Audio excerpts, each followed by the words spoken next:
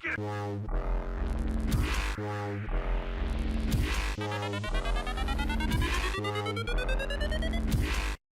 y'all, Skitzaroo here. Like and subscribe for more of your quick skits fix to keep you in the mix. First things first, let's all just get it off our chest that the November featured event in Vega Conflict was quite an interesting one. I've heard of a lot of players sitting this one out, some saying screw fighting the Demon Corp Ravager fleets, just stick to the co-op aliens, which in my opinion seemed harder than the last alien mobilization event, so how about no? And also that the new entry positions into the event fleet fights, leaving us surrounded by the enemy at the start of battle, was the most weirdest and somewhat challenging thing I've witnessed during my entire Vega lifetime.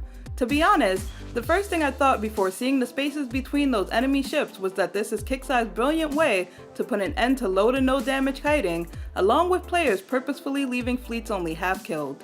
So in this video, I'm going to show y'all some ways I completed the event for the most part, snagging me the 3.3 million intel I was able to use to buy the blueprints for the Hellfire battleship, Arc Missile Torrent 3s, Electric Rails 2s, some other prizes besides the 12 prize boxes I will be unboxing in a separate video.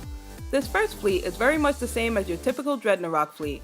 As you can see, it lets me pilot a Demon Corp 60, resulting in around 3 hours repair, with 2 ships being fully dead and the other 3 ships being only about 17 minutes before instance, which made it easy to repair those and then just swap them out for a full health carrier and battleship to replace the dead ones. Due to the big hole in the side of the enemy formation, I was able to enter the battle from the middle, but with a fast turn of my Fusion long-range energy battleships and Ragnarok carrier in charging bull formation, could still somewhat kite the enemy and end the fight versus the Demon Corp 50 using the same fleet with very little repair time.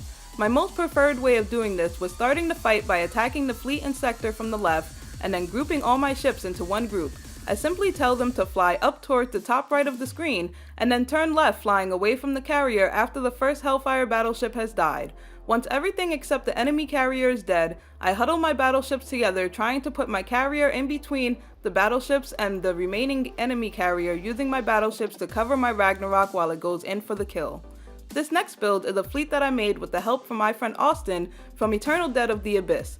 Consisting of 2 battleships in the back and 3 cruisers in the front, with a Ragnarok and slap 5 of the Pentagon Formation, this fleet is meant for autoing 40s with very low repair. I found it to also be perfect for autoing level 45s too, especially if you have more elite versions of these ships. If you would like to build my version of this fleet for yourself, you can find the build in the description down below.